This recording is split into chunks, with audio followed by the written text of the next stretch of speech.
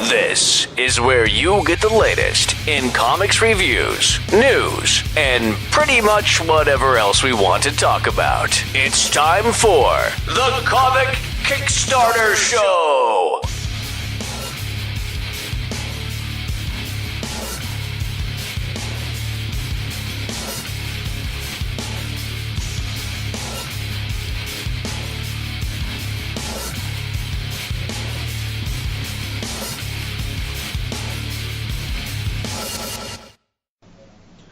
Hey everybody, this is Brad Linder coming at you again for the Comic Kickstarter Show. Tonight I've got my good friend from Houston down hiding out in South Texas, Brian Salinas.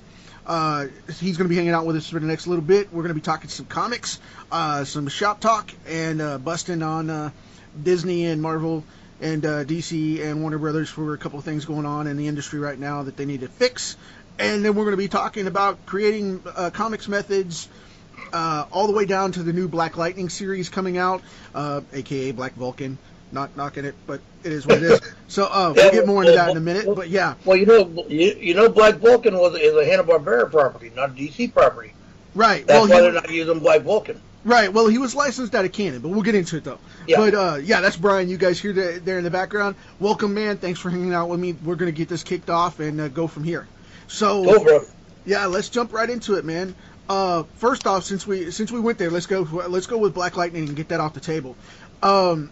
Black Lightning was created by Hanna-Barbera in late 18. Let's see, it ran through 86, but it was created for the Super Friends Secret Origins saga of the Super Friends Special Series in 1978, and it came out 6 months later than Black Lightning actually appeared, because Black Vulcan was created in 1978 by Hanna-Barbera for the Super Friends license, which is a DC property, but it was licensed out. That is their character.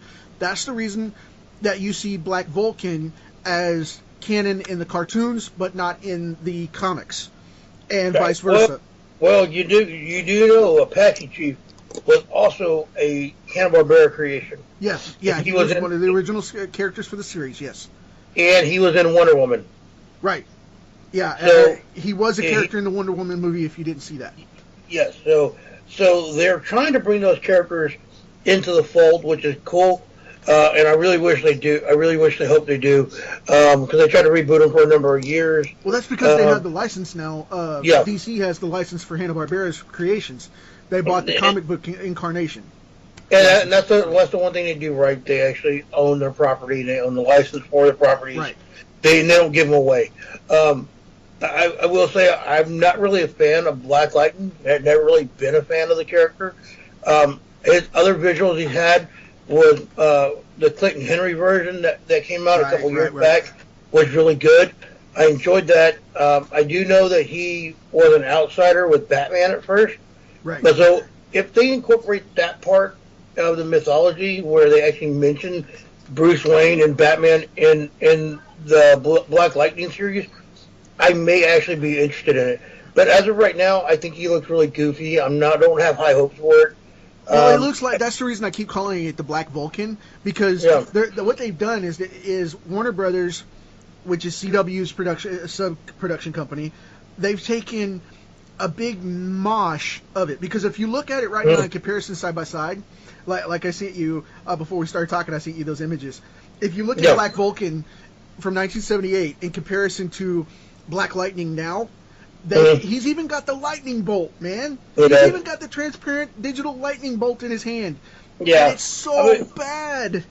It looks bad. And then he's got the ability of generating black lightning, which comes off blue, which is static shock.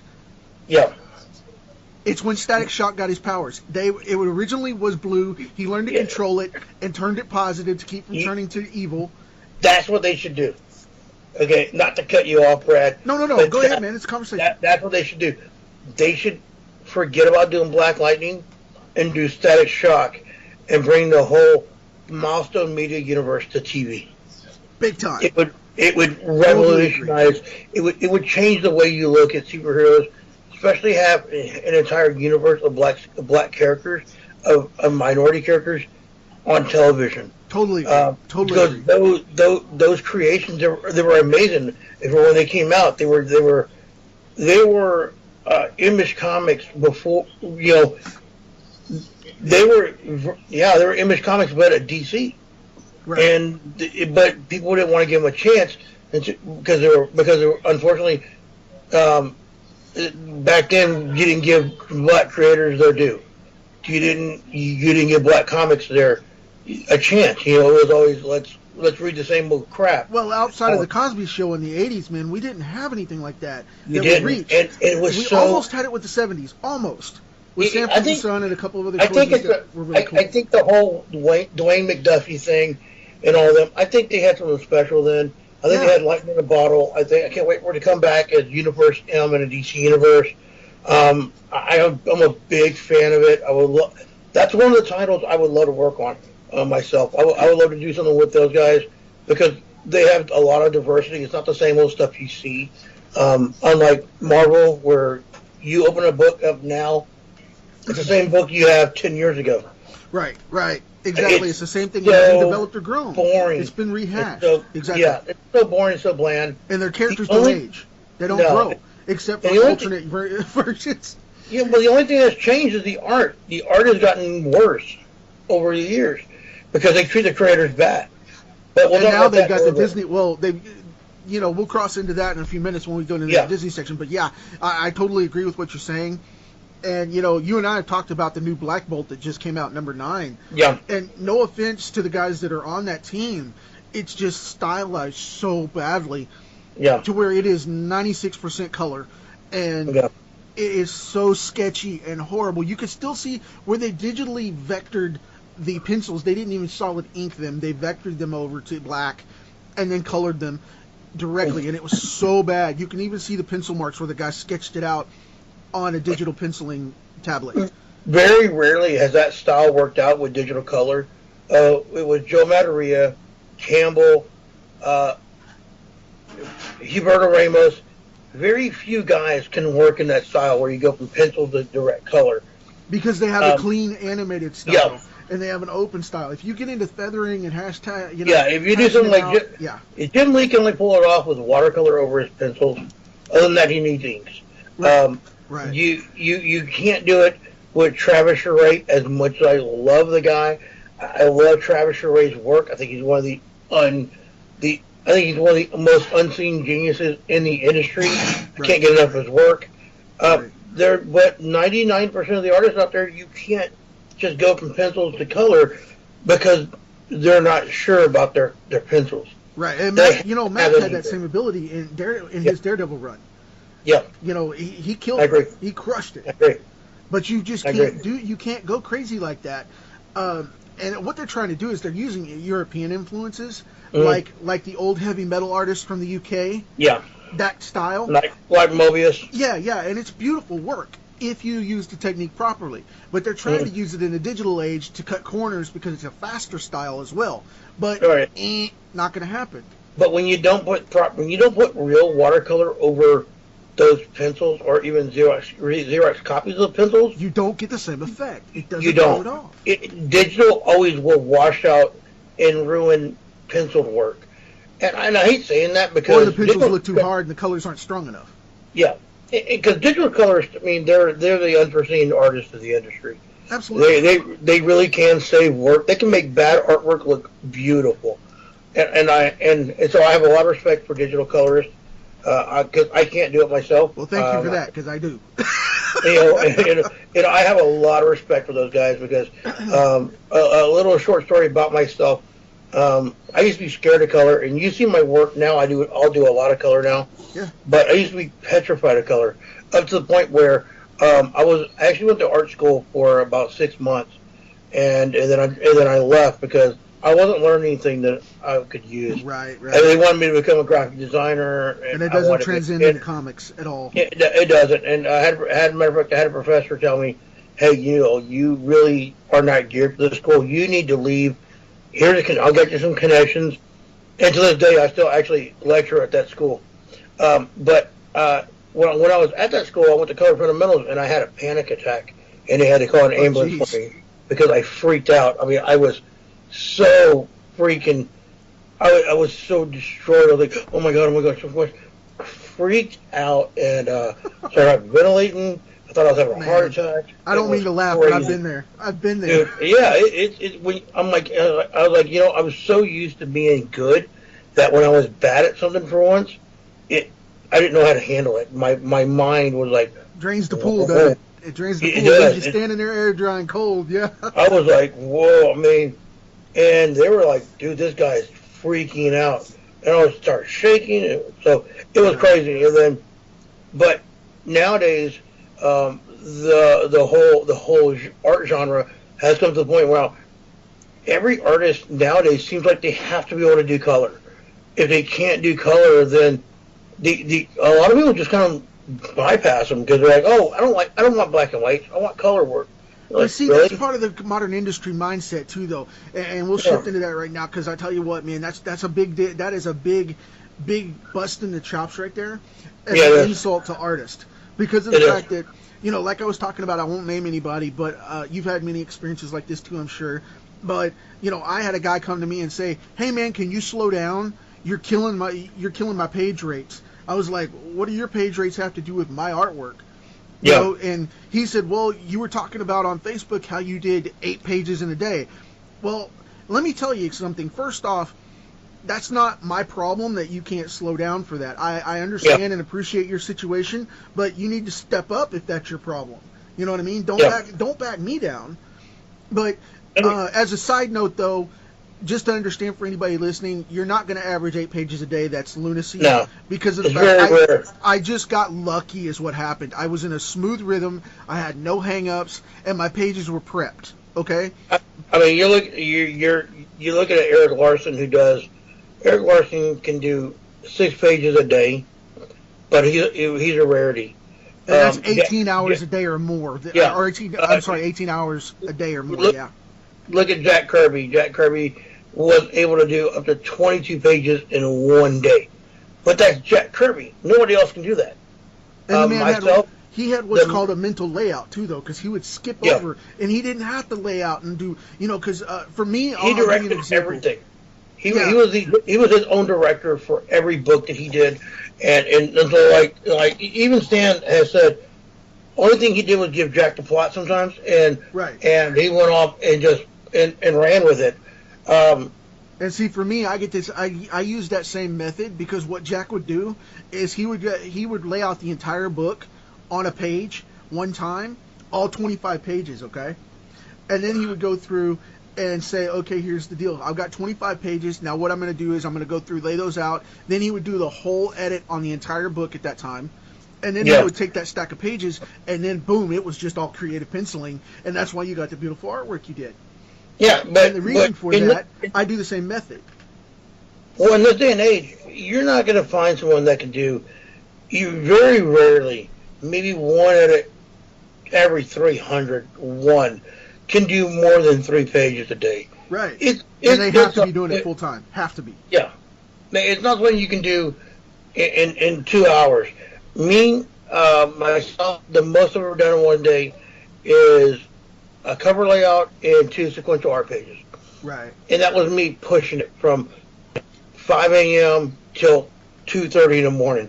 Right. Until I was just so burnt out. And I didn't stop. I ate at my dressing table with the, I got to use the bathroom, ate at my dressing table, worked. It was draw, and get them done. And that was just penciling.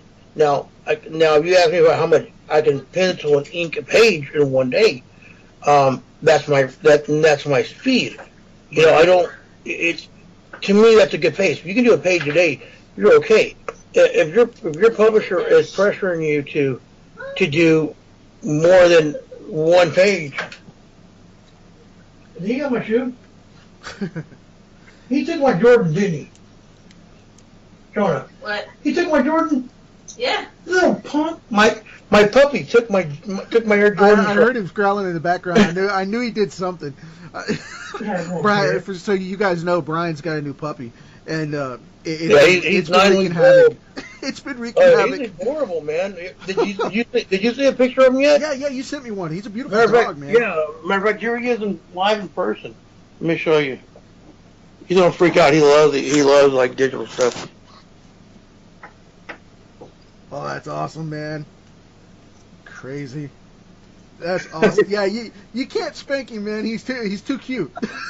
I know, right? I know that's a pain, but it's a pain in the butt. But yeah, you know, if you got an editor, you know, that's spot on, man. If you got an editor that's asking you to do, you know, a more than a page a day, you know, if that's crazy. If that's not your speed, don't do it. However, right. And here's the thing too, you got to look at your skill set.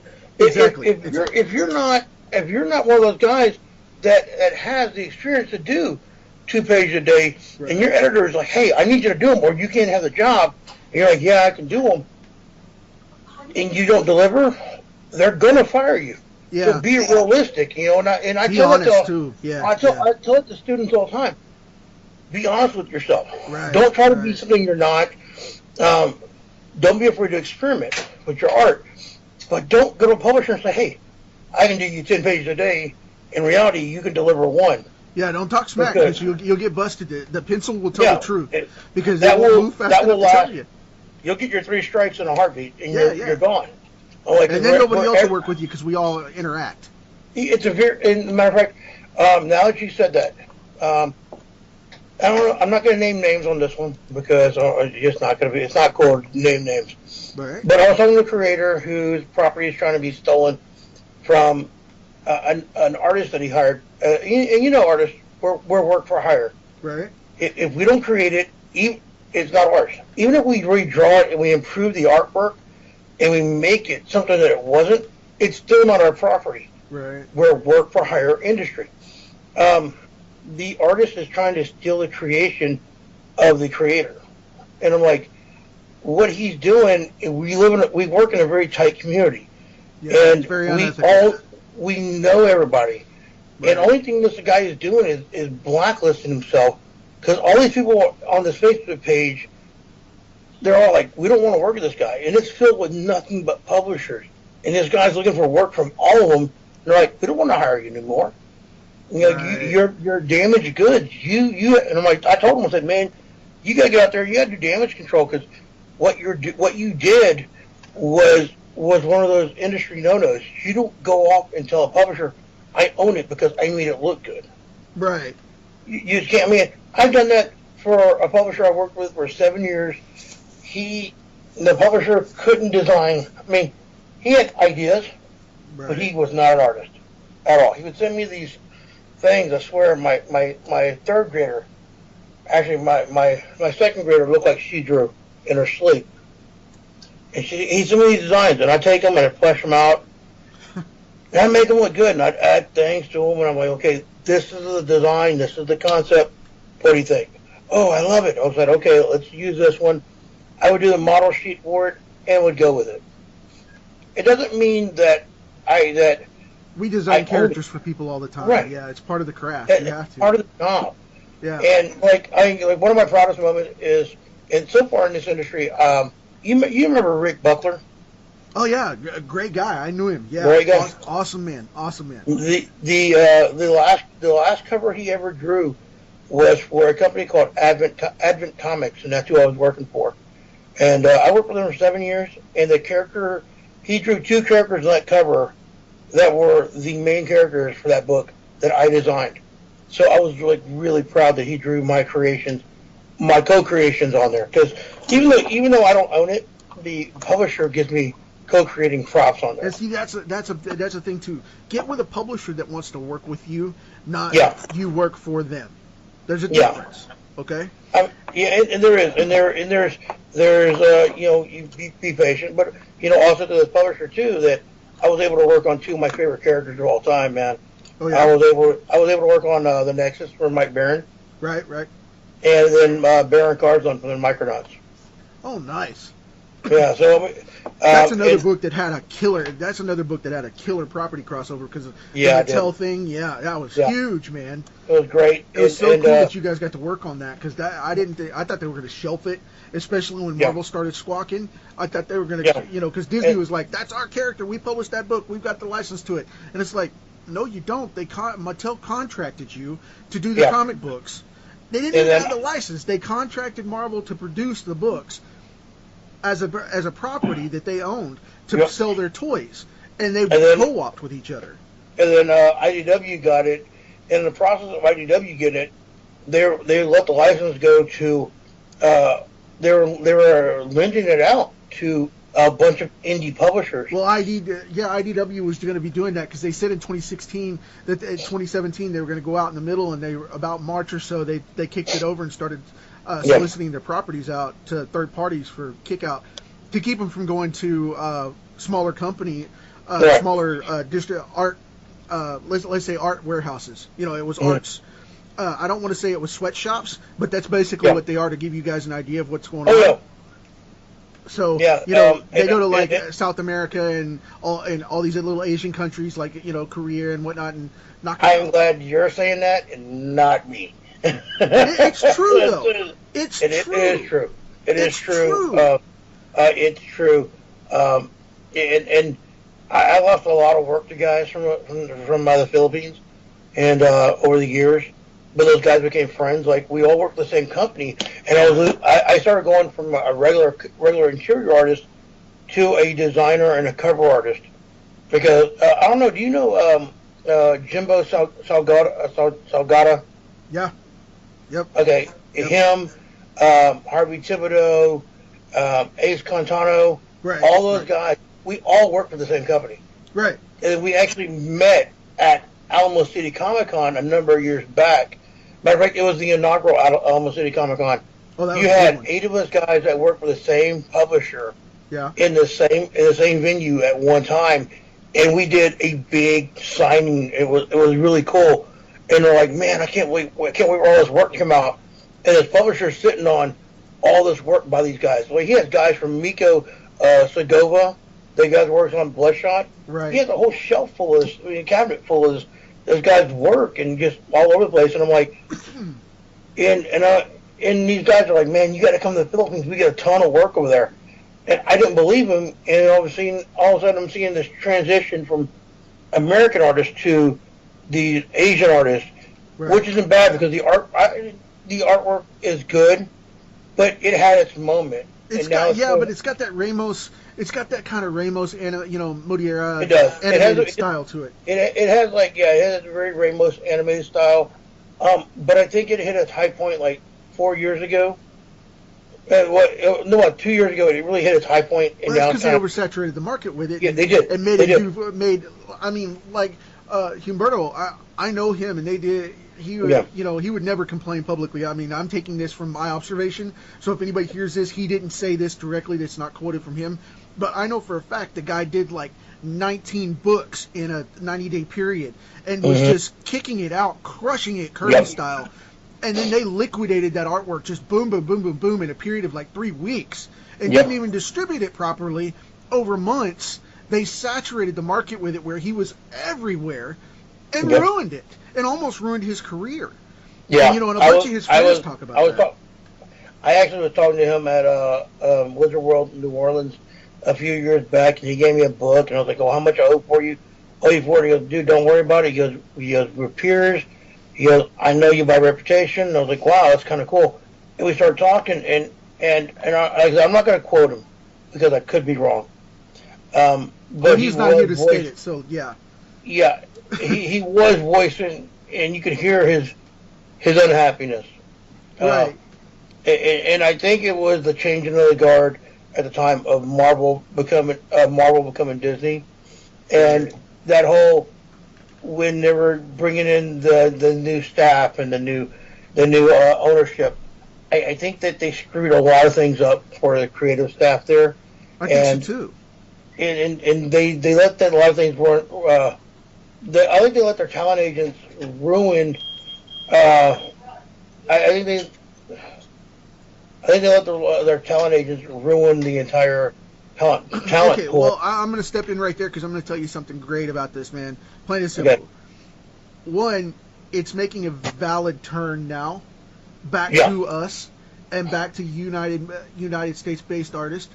And don't get me wrong, there's nothing wrong with the other countries and cultures doing the artwork. That's perfectly fine. But what I'm specifically talking about here is it's making an upswing due to the fact that DC is going digital, and they need artists to cover the new titles because of the production cost cut down. They're getting so much more work because they're rehabbing the lost titles. Okay? Ouch. So you got that going on, and then when you have the independents coming in, we've got something like 70 independents coming up, man. Yeah. So, it's like the 1950s all over again with all these great independents coming back in. There are. There's a lot of people online and in the indie market that want to make positive books, and that's the thing. They're not staying quiet this time. They're not just packing their stuff up and going away. No, they're here to stay. These guys mean business. And well, I'm an advocate for that. You know that. I'm all over the indie market. So I love indie books. I think indie books, you get some of the most creative people in there. And then you get some people in there that, we want to be the next Marvel and DC. And that sounds no, don't do that. I'm like, I know you can't be original because nothing's original anymore. I get that. But don't strive to be Marvel and DC. Strive to be a positive. Make your own footprint. Do your book. Yeah. Make your own footprint. Do your own book.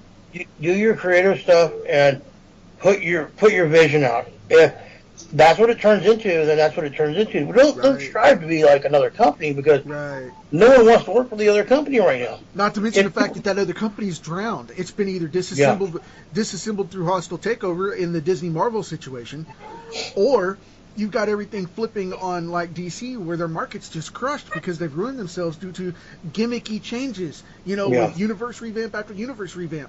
Marvel, same thing. But Marvel has been deconstructed from the inside out since the beginning in 98, 2000. And the reason for that was because of the Disney takeover. If you've watched, and I predicted this back in 2001 when they started talking to them about doing their movies in 2005, which they started in 2003 with the Daredevil crossover thing, and then it went to the other company. It went to 20th Century Fox, and I was just like, oh, please leave this alone. And they went the way they did with it. Well, if you look at it from the history track record, this shows 100%, okay? Check this out, man. It went from start of, we're going to help you and get in bed with you to help you with these movies and make them the best they can be at our level. And then they cutthroat and left them hanging. And now everything you look at from the books that they have out is nothing but Disney-style 1950s cartoon animation.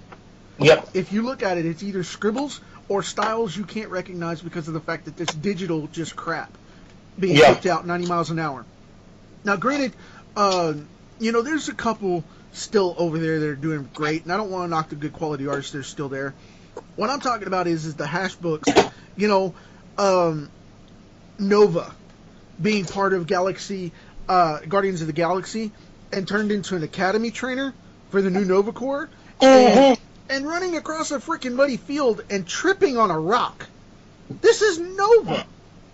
My whole thing is, it seems like if Marvel can't turn it into a franchise of some sort, they lose faith in it really quick. But man, they had Banshee. In 2010, when they first started taking over the comics and getting the Disney mouse hands involved, check this out. They took X-Men First Class and turned it into a cartoon series for a 5-year-old. It looks like DC's Teen Titans, kind of in the kind of style that it's in. And number 10, I believe it was. They took that series from a beautiful classic X-Men style, okay, and turned it into a cartoon animated series on paper. And we're talking Clive Barks style. Not Clive, but Carl Barks. I do that every time I talk about them. Clive Barks is the horror guy. Carl Barks is the Scrooge McDuck. Okay, just to keep it straight. I do that every time. But anyway, Carl Barks was on there getting his stuff out for Disney. They went back to that style with the X-Men and put Banshee on the cover in Ireland in front of a castle, in front of his family home, fighting freaking gnomes, man. It was horrible. You can look it up online. It's X-Men First Class. This is what This is what I don't like about the mouse. The mouse is, it took up to this year for them to pull their heads out of their collective butts. They had no clue what they were doing when they got their hands on Marvel. They knew that there was money there for the movies. Oh, I disagree with that, man. I'm going to hear you out, but I disagree with that. I think it was strictly IP. I think it was an IP company, and they dismantled it to recreate their own version of it. Oh, that's what I'm saying. That's what I'm getting to. They had no idea what to do with Marvel. They had no idea what Marvel really was. They just knew they could make money at the movies, and that the books were a source to bring people into the theaters to make them more money. And I absolutely agree with that. Yeah, it was a money game. They're gearing every title that they have. If they can't make a franchise out of it for them to make a film, they lose faith in it within 6 months. They're doing one of two things. Look at the Inhumans. They tried to push the Inhumans for 4 years. They tried to push the Inhumans. Inhumans comes out on TV. It flopped. They lost faith. The books are getting canceled. But they need to stay off of television. It's not working. It's not working. Well, because no one wants them. People want their X-Men back. They want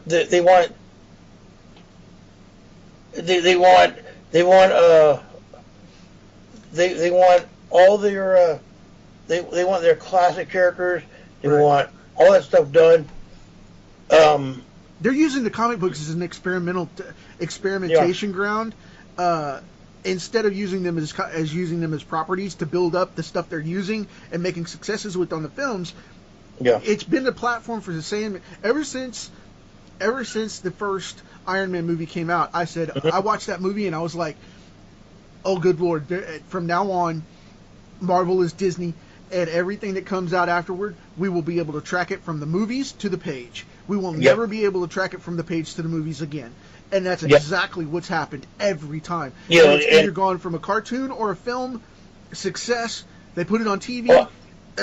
Bombs. You mentioned it. You hit the nail on the head right there. Where when Iron Man came out, if you recall, he was indirectly responsible for the death of Captain America at the time. Right. And he was the most hated character in comics. And then cut to later that year, the movie came out and it was massive. It was a runaway hit because it was a massive redirection back to the Iron Man we knew. Yeah, and it was great. And people were like, "Oh, Iron Man's a great character," but no one liked him in the books. And then suddenly Marvel's like, "Nope, we got to change him. We got to make him the guy again. We got to make him the man. Oh, we're gonna Captain America come out. We got to bring Captain America. We got to bring Steve Rogers back." So what happened when Captain America came back? When Captain America came out, they brought Steve Rogers back. To that point, we had Bucky Barnes. Right. And so you could see the wheels turning. I was telling people, like, this is going to happen in this book because this movie's coming out. They're like, no, it's not. I'm like, trust me, it's going to happen. But see, they needed a character, though, to peg. And that's the big thing on the screen. Why Iron Man is so popular and in the crossovers in pretty much every connection in the movie sequels that you have outside of his own franchise is because of the fact that they needed a character to replace Spider-Man that they couldn't get licensed for. Mm-hmm. They had to make the Disney version of Spider-Man at Marvel. Yeah. And that's what he was. And that's what he still is till this day. Robert Downey Jr. can play Iron Man until the day he dies if he wants to. He could. Because that franchise is isolated to his character and his charisma and what he made it. Yeah, that's one of the few roles you couldn't recast without having a fan backlash. That being said, though, you said they needed a Spider-Man character. I think you're right. They did. Because really, in my eyes, if Marvel would have had Spider-Man, he'd have been the beginning of the Marvel Universe. Absolutely. Hands down. Absolutely. He would have been the heart and soul of that Marvel Cinematic Universe, and everything would have went through Peter Parker. Right. You would have viewed the entire Marvel Universe through the eyes of an innocent kid coming up in the ugly, harsh world. Because that's the way it played out in the original Marvel tales of the comic books. And that's what the books are missing now. They're missing those innocents from the back of the Marvel glory days, and Disney will never see that. They never can. they'll never see that as a company. They never grasped it. Yeah, they never grasped it, and they went from the adult approach of the people. What they tried to do was they took advantage of it, and Robert Downey says this in a couple of interviews. The reason they did Iron Man the way they did is they wanted to hold on to it and say, okay, this is the way Disney Marvel is going to step into this, because we want to get the people that grew up with those books and characters, we want to have them be voiced in this age. And they're the ones that are going to be buying the movie tickets, and that's what they wanted. And they got it. And we're of that age, so we're cool with it, you know? I mean, Robert Downey's in his early 50s, but, you know, I'm 41, you know, right now. And, you know, that's one of those things. I'm okay with that. But I really think the way they did it, they built him up and built him out, and I think it's awesome. But they had to do that because they couldn't do it. They couldn't get the footing to get the X-Men away for Wolverine, and they couldn't get the footing to get Spider-Man away from Sony, because they still had the copyrights there, or the licensing there for him. And here's the thing. Let me play this out for you. Disney came in when they couldn't buy up the properties like they did Jim Henson's Productions. You remember when they bought up the Muppets? They bought out Jim Henson Studios, and his son said, okay, you can have everything but the studio name. You can have the properties, but you can't have the studio name. That's the same thing Fox did to save their butts to keep from getting hostily taken over by Disney. That's why they played ball. Now, previously, Sony said, okay, you can't take us over because we're still gonna, because every time they said we're gonna take you over and bought their stocks, Sony said, no, you're not, and they kicked out another Spider-Man movie. That's the reason we got one every 2 years. Right? Now you have the whole thing coming up to play where Sony said, okay, we're not making any more Spider-Man movies right now. It's been a while, and Tobey Maguire's too old to come back, and he ruined his back and can't come back anymore. So now you either gotta go with Disney and play ball with a reinvent, where they can recast it, or you have to bring Tobey back and go recast him for a Todd McFarlane style 30-year-old Spider-Man. Which one are you gonna do? And we didn't have the technology there because Venom, they'd already used Venom in the third one, so they were like, oh no, that bubble's burst. You know what I mean? I also think that too, with the whole Fox walked away like a wounded dog, man. When Maguire got hurt and he tried to recast him, it worked, but it didn't. And well, see, that wasn't Sony that did that. That was Disney now that did Amazing. Yeah. With Garfield. When they was it? Yeah, that was Disney. That was Disney's version. That's why they went with the Amazing storyline, so they could bypass the original. I mean, I liked it, but I didn't. But it was a better Peter Parker, but not as good story-wise. Yeah. You know, I don't know, man. I kind of forgot where I was going. I'm sorry, I didn't mean to step on you, man. No problem. But you mentioned Venom. Yeah. You know, Todd Holland is going to be in a new Venom movie too. Right, they're working on that. Yeah, he's huge now. And so my question is, since he's in that movie, and he is now in the MCU, will Venom and Carnage be transferred into the MCU also? I don't know, because that's coming out. That movie is coming out by Paramount and Sony.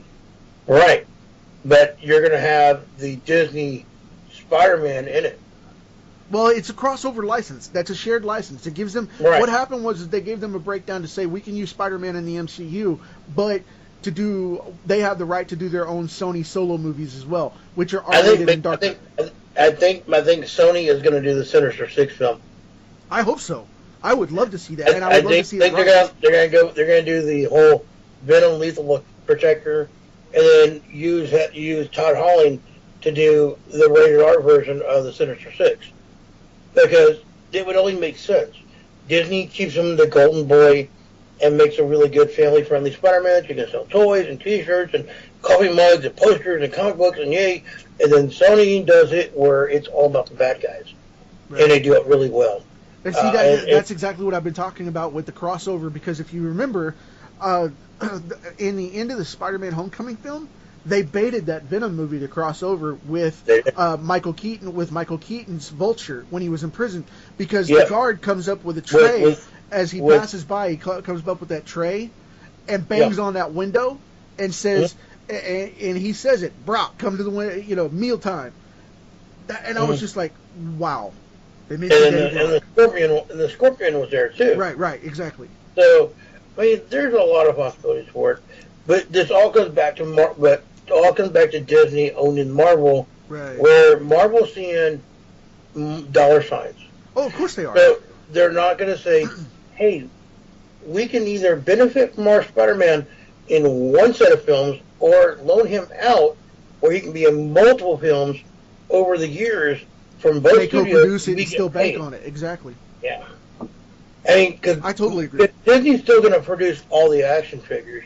No matter rated R movie or not, you're still going to see Venom action figures and Carnage action figures. Right.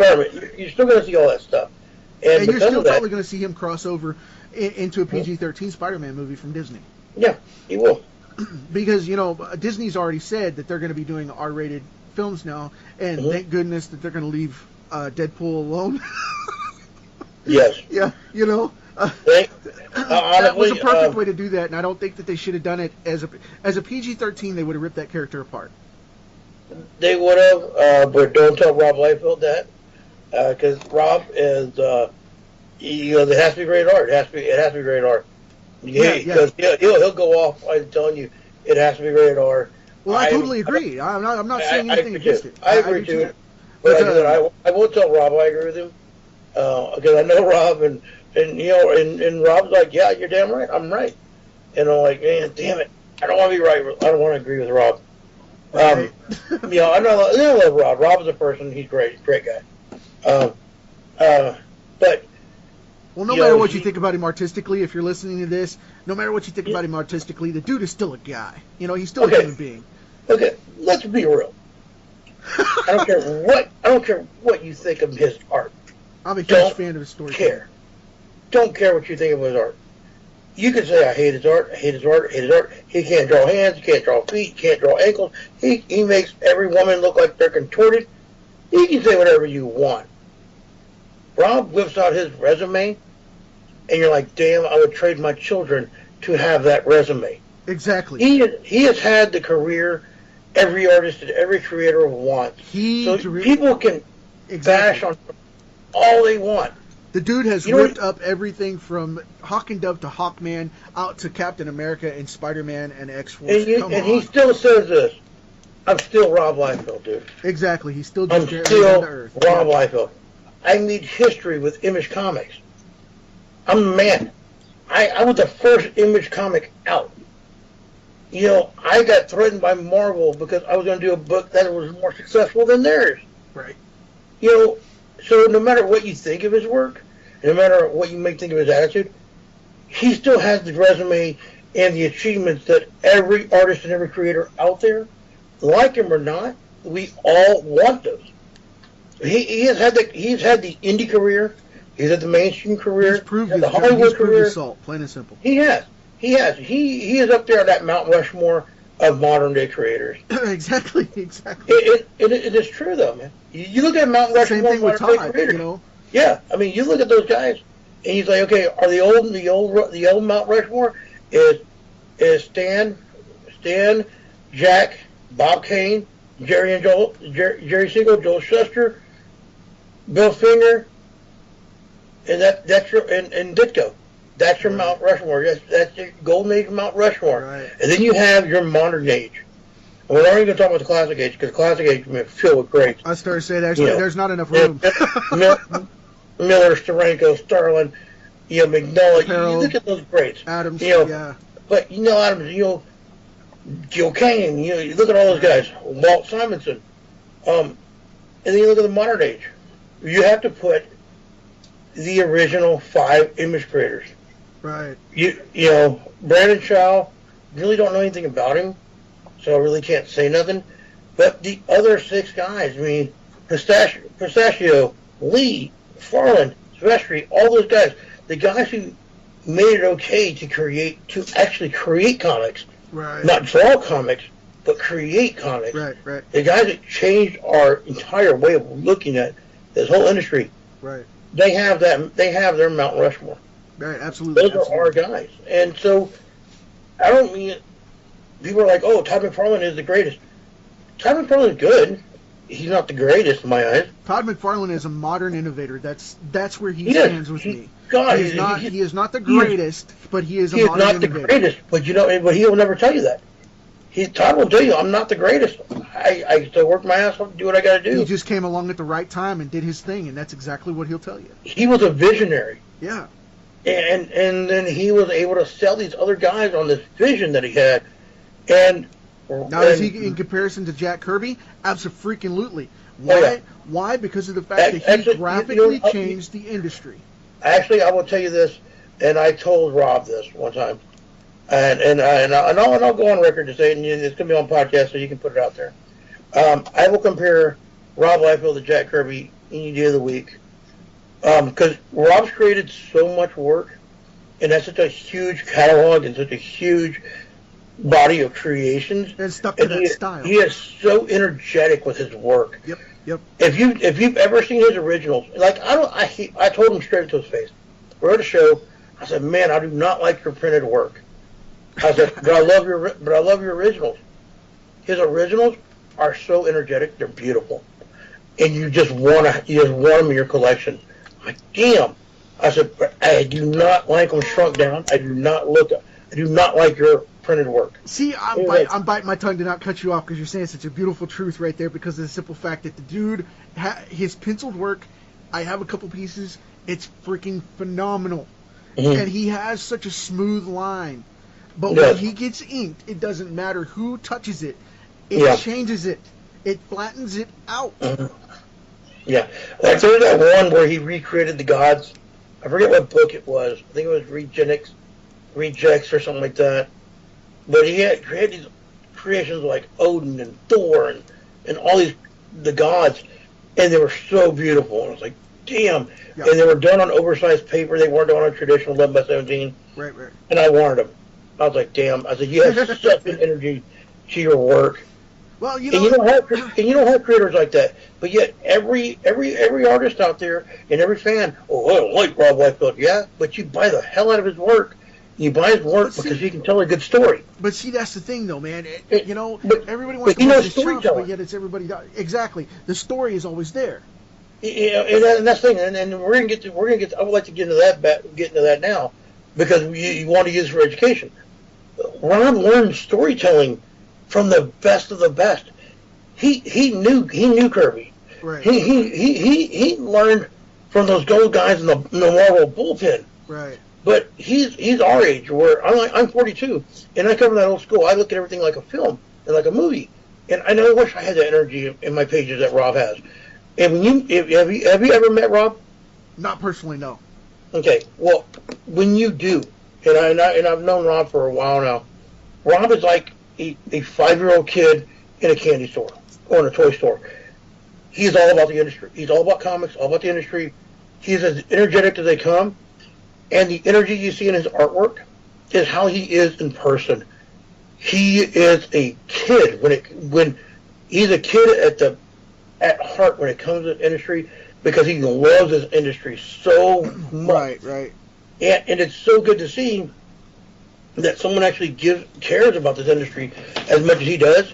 That he's willing. He bounces around like a kid on Ritalin, you know. Right. He's like, oh, comics. Like, oh, it's hilarious. But he puts it all online. He knows that people judge him. He knows that there's people out there that criticize him. But you got to put down to the page. You got to lay down on the page and move on. Yeah. But he tells us. He's one of the few artists out there that can tell us a story without words. Right. And because he was able to study storytelling and sequential art and learn how to tell that story, he's able to do his job.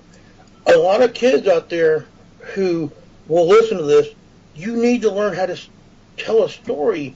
If you can tell a story without words, you have it. Exactly, and that's the big thing that I follow through too.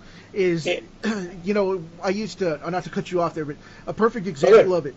Go online. You can Google this stuff. It's out there. Just don't rip him off. Do due diligence and buy the books. But for examples, go online and look at Rob's work. You can put Rob Liefeld art in Google, and it'll pop up page after page of the man's work. Check it out and look at specifically his X-Force stuff. his early X-Force stuff, the first like 12 issues, right before Greg Capullo came on and all that, and everything changed. Which Greg's a mastermind within his own right as well, but that's an understatement. That's an understatement. It's a cool thing, okay? Because when you look at Rob's work and look at his storytelling, about every 2-3 panels, it'll be blank. There won't be any dialogue in the X-Force. Yes. The reason is because of the fact that he scripted the plot and he left it open, and Fabian or Tom DeFalco or any of the other guys that were out there would come in and fill in the scripts for him. They would also write him as editor, and they would fill in the scripts because of the fact that he couldn't dialogue at the time. And he would write these stories, and he would tell them Jack Kirby style, where he could go in with the images, and they would leave certain frames just blank with these leering faces, and it'd be perfect for a pun or a line, and they'd leave them open, and it'd just be so menacing, like Cable pointing a gun, and it's just like that silent moment was 10 times stronger than anything they could have said. And these same students or whoever Googles Rob, they're gonna come up with 100. They're gonna come to 1,000 websites that say the worst Rob Liefeld images. Okay. Make your own judgment. Make your own voice and judgment. Let's look at this. They may say Rob can't do this, or Rob can't draw that. Okay. He may not be able to. But look at Jack Kirby. Did Jack Kirby have the anatomy down? No. Could he draw realistic? Yeah. Can Rob Liefeld? Yeah. I've seen him do it. He did a portrait of Ryan Reynolds as Deadpool. That looked just like Ryan Reynolds. Right. And he did one of the Human Anatomy that I saw. That was perfect. And I was like, the guy actually can do the work, but he enjoys working in this style. That's where his vein is. That's where his creation I'm like, how can you be upset or not like someone's work when they can do the job so well? Well, let me lay that to rest, plain and simple, man. All right? One thing for you. If you're checking this out right now and you're listening to us and you want to check out the artwork, here's the thing. Before you judge a fellow artist, rule one is understand that you're going to be judged just as harshly. Number two, in these 3 rules, number 2, think about where the man or woman at this point in their career is, like Brian mentioned earlier with the resume. What does their resume show in comparison to the person ripping them up? What has that person done to stand that ground to say that right? Every artist out there wants to say, I can put my name on this book, and it will sell 150,000 copies, 75,000 copies, 100,000. Do it. Every artist wants to be able to say, I can do that. Right. Rob doesn't have to say it. No matter what you think about the guy's done so much work. He puts his name on a book. It's going to sell like a son of a bitch. Would I want him to do a variant cover for my book? Heck yeah. I would, in a heartbeat. Rob, what do you want? Think about number 3 here, plain and simple, people. Lay your line down and let it speak for itself. Right. Exactly. Now I'm going to move on a little bit because I'm going to shift gears because we're getting later in the show. But check this out, man. First off, I'm going to take the easy one, and then we're going to finish up with the big one, and then we're going to finish up with the big tip, okay? Right. First off, here it is. The next one is, what Netflix stuff are you currently watching? Give me 3 that you're watching. I know you're binging at least 2. Because I know I am. And I don't watch TV. I'm not binging anything right now. Actually, you know what? I'm watching Runaways. Okay. I'm digging Runaways. I'm digging Gifted. But I sadly that one's already canceled. What? Gifted? Gifted, yeah. It's not coming back. Really? Yeah, they canceled it in January. It's not coming back. Man, they were just talking about doing the 2-hour season finale. Yeah. I haven't seen it yet. Please don't spoil it. I love the show, but I knew it was going to come back. I thought it was good. I haven't seen it yet. I got to watch it. But the one thing I did binge watch was a movie about a show called Disjointed. I don't know if you know it. It's about the legalization of pot, and it's about Kathy Bates, wasn't it? Yeah, Kathy Bates. And I enjoy it. I enjoy it. I'm all about the legalization of it for medical use because I myself I've had a heart attack and a stroke, and that's actually how I got into the art field, was having a heart attack. which is rough really path to choose, man. yeah, dude. Like seriously, the story. Here's how I got into comics, and this is not a fabrication.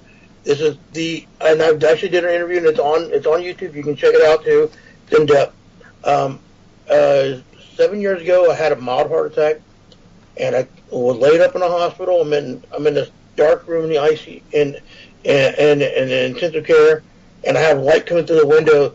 And you remember the introduction to the intro to the Incredible Hulk with TV show where it had the grid the on his flash. face? Yeah, the gamma flash. Well, it was coming up through the window, and it looked like that. It was on the window. I remember looking up, and I was like, "Oh my gosh, what are they going to do to me?"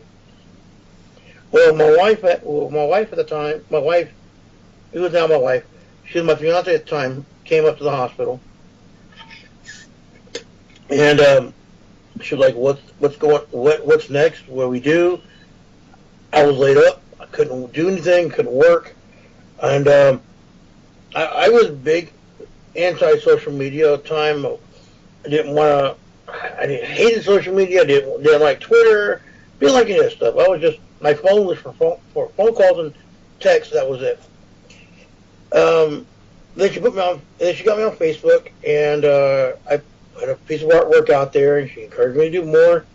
And an indie publisher found me, like out of the blue, and goes, "Hey, will you do a pinup for me?" I was like, "Yeah, sure." He goes, "I'll pay you." I was like, "Yeah, right." He goes, "No, seriously, I'll pay you." And I was like, "Oh my gosh, babe, he's paying me." She goes, "Well, do the work." I did the work, and one pinup became 5 covers, and 5 covers became interiors, and 5 years later, I stopped working with them. And that's how I got into comics, because she needed me to find a way to make money. And then I started doing conventions, and because I never saw I kind of did this comics for this publisher out of New Jersey, and I didn't see the work, and so I was like, okay, whatever. Well, I went to my first show, and I found an audience for it, and I was like, wow. And I started meeting the right people, and networking, and getting out there, and having dinners, and having drinks, and really schmoozing with the right people in the industry. Right. More work came, and all these years later, I haven't looked back, and so it's kind of a weird situation how it all happened, but I wouldn't change it for the world, and that's the reason I kind of like that show, because it actually helps with the blood pressure and the relaxation of it all, and so but yeah, that's only, I usually don't watch a lot of TV. I really kind of got Netflix and Hulu for my kids because they watch like Riverdale. I did binge watch Riverdale, and my kids were shocked when they found out it was a comic. I could not bring myself to do it. Okay, I'm working on the Larry's spinoff after he left, working for Archie's and all that, and created Cherry Blossom. I'm working on a card set for them that I sent in a while back. Oh, that's cool. Series. Yeah, I've got another big one coming up here recently too, but I can't disclose that one right now. They're ready to spank me for talking about it too much already. But I don't know nothing. But yeah, I'm actually envious about you guys that do that. I was talking to Shelby Robinson. We were at Alamo City this year in October, and he was like, "Man, you guys start doing trading cards, bro." I'm like, I don't know. He was like, "Man, you really got to."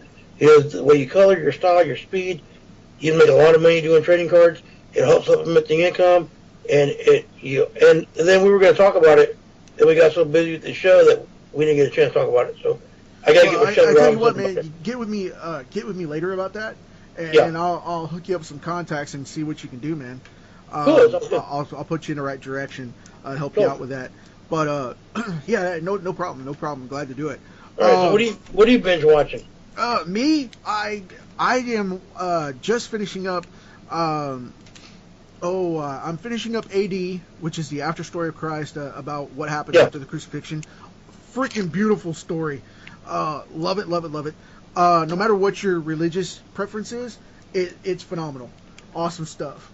And you know what? Also, I like Toys That Made My Childhood. Oh yeah. That's I love a good series. that show. But that and X-Files, they just put that on Hulu, and I'm watching that, all 10 seasons of it. But I've never been an X-Files fan. But the next thing I was going to talk about real quick, and then we're going to give a quick tip on people wanting to break in and what you suggest for new artists coming up. Cool. But before that, though, I'm going to ask you one simple question. What do you think about, what is your one-statement answer about Marvel topping out 2017's best-selling comic publisher? With everything going on, they made number one. Can you believe that? I do not believe it. I think the numbers are padded. Because I have actually talked to a bunch of retailers because I didn't believe it, and they tell me that they have lost a lot of money on Marvel books. The retailers are okay. Well, the thing is, the retailers are buying the books from Diamond, right? And so and that's why they're getting the sales numbers, right? Because Diamond's actually selling these books to the retailers, but the fans aren't buying the books. Right, the stores are buying them, but the fan base isn't. Right, and so I can kind of see why they're number one. Why they're number one, it's because of the retailer, not the fans. See, I totally agree with that. I do not think in fans' eyes that Marvel is number one. It's all because you have to buy like 200 to 300 copies of a certain book to get one or two variants of a book. Right. And you have stores that are buying 400 or 500 copies of that one book just to get 4 or 5 copies of that one variant. Right. And I'm like, well, if every store is doing that, of course they're gonna go from selling a book that normally would sell 12,000 copies to selling 40,000 copies.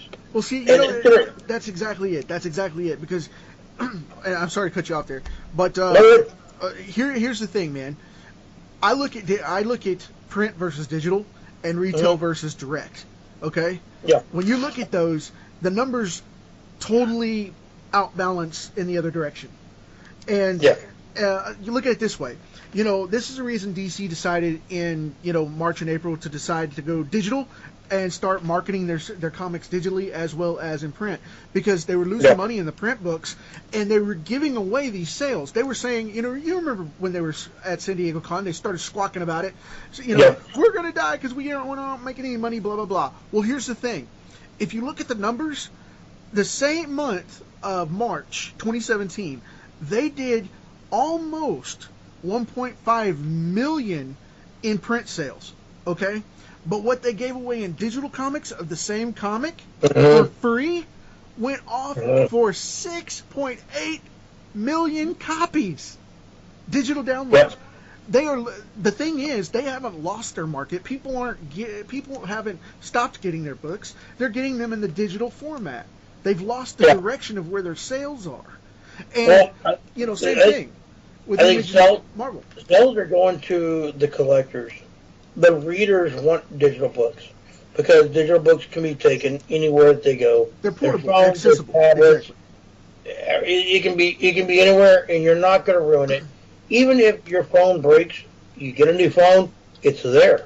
And then you turn right around and get a physical copy. And what the physical copy is, Mike Richardson from Dark Horse said this back in 2001, which cracks me up because he's like, I knew it, I called it, I knew it, blah, blah, blah. Well, this is the thing. He said by 2015, if they don't move digital, they're going to lose their companies because of the fact it's going to either be digital monthlies, or it's going to be web comics for subscriptions, or it's going to be the third one, which is the most important, which is printed collected trades, graphic novels.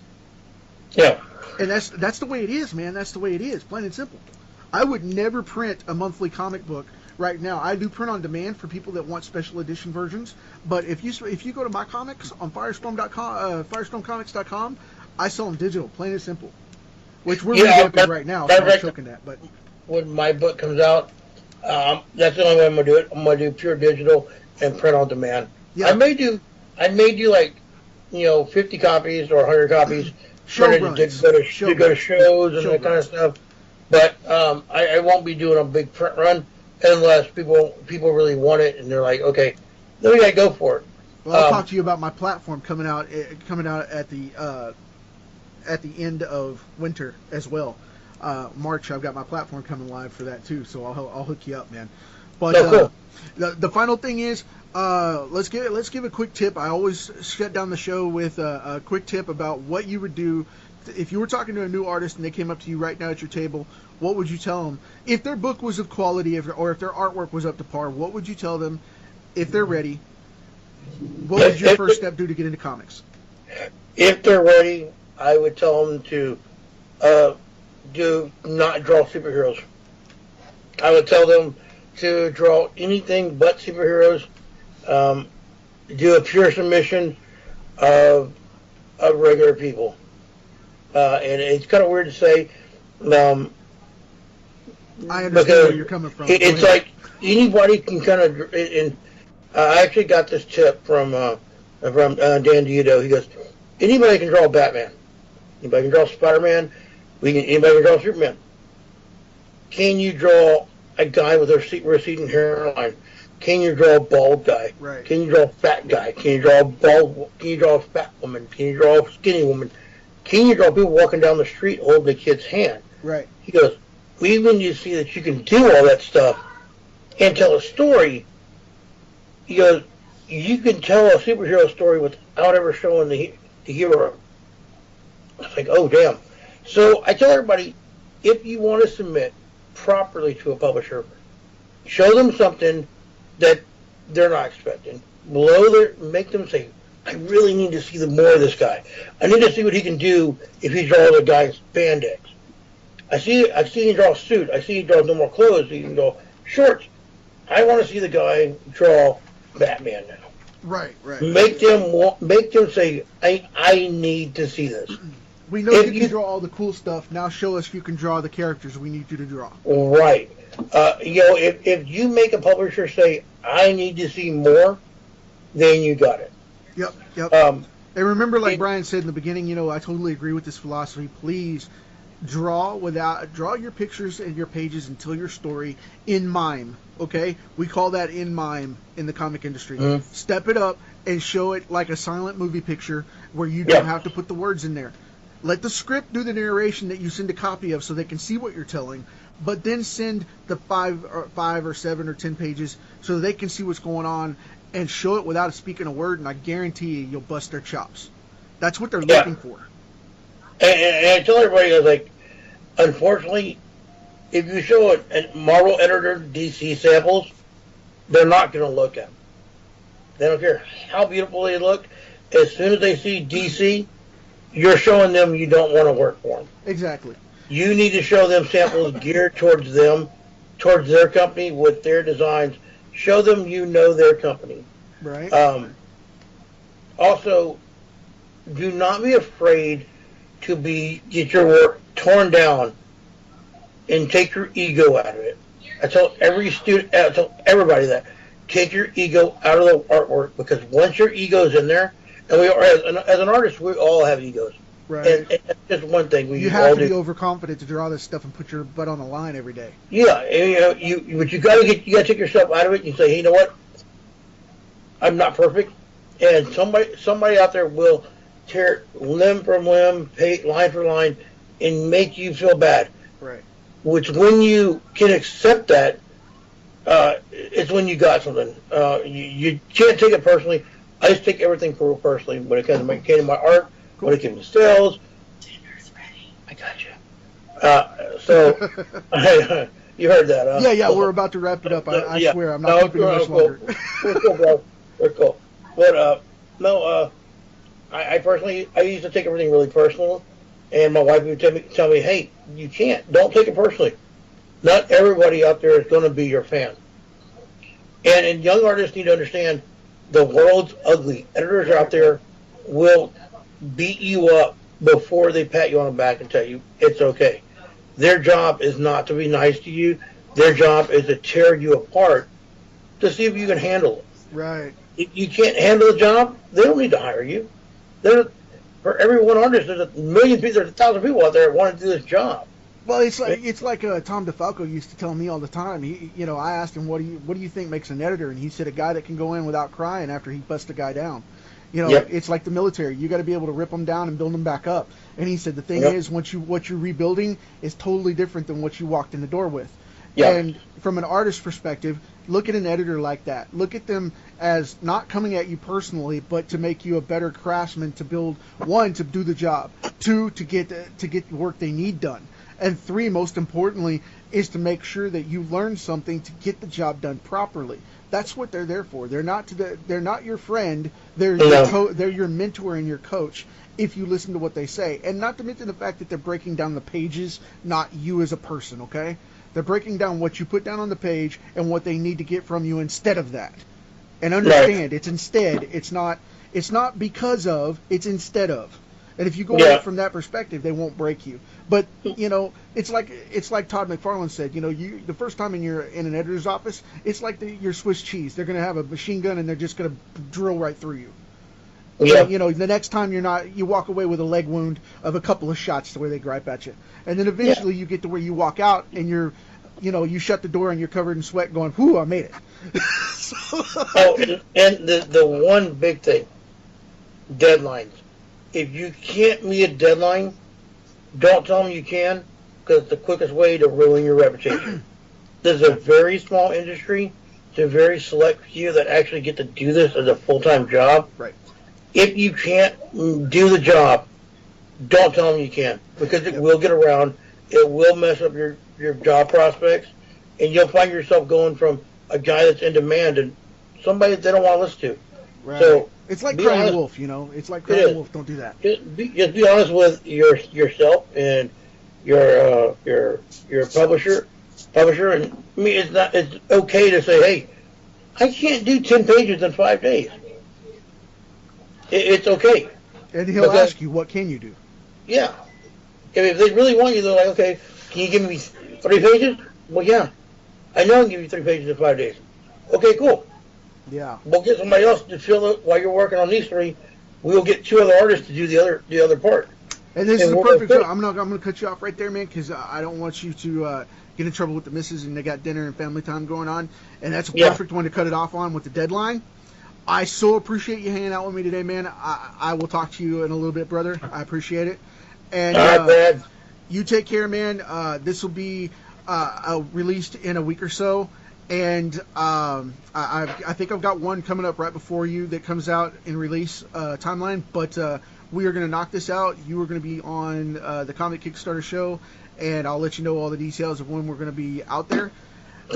You guys are awesome. Thanks for listening as always, and it's so cool to be back on with this new volume. And this is Brian Salinas. Get out here and check this guy out. And if you're down in the South Texas area, around Houston, where you can check out, the AlamoCon and all that, please feel free to check this guy out, because he is awesome. He's on Facebook as well. And, look for Brian Salinas, the Mad Eye artist. Cool deal, man. So check me out. I'm on Twitter again, Art World of Brian on Twitter. So I'll be around. And do whatever. And we're gonna just, both of us. I know myself and Brad, we're both gonna just stay creating and keep putting out new product. Definitely. So check him out, Brad. It's been a pleasure, man. We talk all the time on Facebook. We've never talked on Skype or on the phone. Not yet. So it's really cool to have this rapport. And I look forward to hearing everything and doing this again. Yeah, and I'll be sure for you guys to post all of Brian's info in the Comic Kickstarter group. And from there on in, guys, thank you for hanging out with us. And Brian, we'll have you back on sometime down the line, man. I appreciate it, bro. Talk to you later. Have a good one.